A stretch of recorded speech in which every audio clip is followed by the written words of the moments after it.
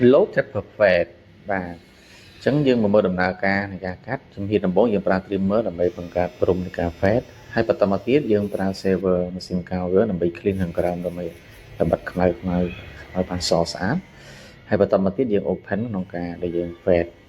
ពីលំដាប់លេខតូចទៅលេខធំណាបងប្អូនអរគ្នាហើយបន្តមកទៀតយើងចាប់ដើមឃ្លោះវាវិញមកបាទដើម្បីយើង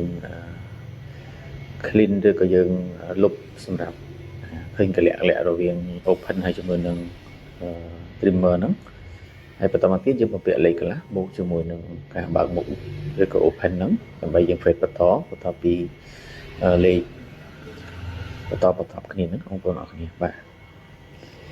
ហើយយើងឃ្លោះមកវិញសម្រាប់លេខកន្លះហ្នឹងបាទឃ្លោះមុខណាបងប្អូន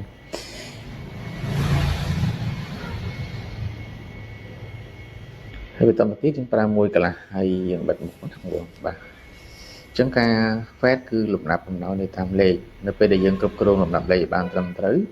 ហើយនឹងយើងកុំឲ្យច្រឡំលេខចំឡំលំដាប់លេខហ្នឹងគឺយើង fade បានស្អាតល្អហើយបន្តមកទៀតយើងប្រើលេខ1ហើយយើងឃ្លោះវិញដើម្បីយើងក្នុងការ clean ចម្រាលពីលេខ1ទៅលេខ1អញ្ចឹងណាបងប្អូនអរគ្នាអ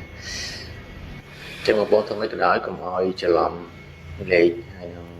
លំដាប់លេខណាបងបាទហើយយើងបង្កើត3កន្លះយើងឃ្លោះវាទៅដើម្បីយើងបង្កើតស៊ុំនៃ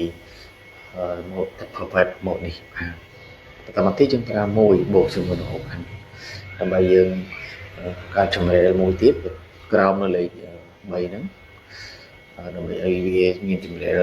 ស្អាតស្មូតល្អណាបងប្អូនកុំឲ្យវាឃើញដាច់ដោយឡែកពីគ្នាអញ្ចឹងក្នុងការប្រើប្រាស់នៃឧបករណ៍យើងប្រើកែងហើយយើងគ្រប់គ្រង